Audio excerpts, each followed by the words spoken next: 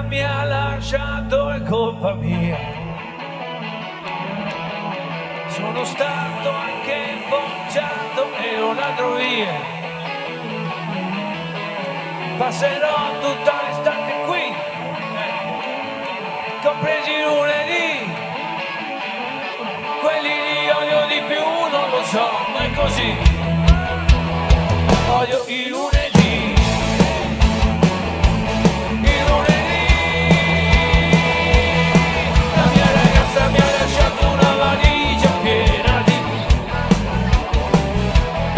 di auguri perché mi si spezzicò dentro per lunedì. Perché quel giorno lì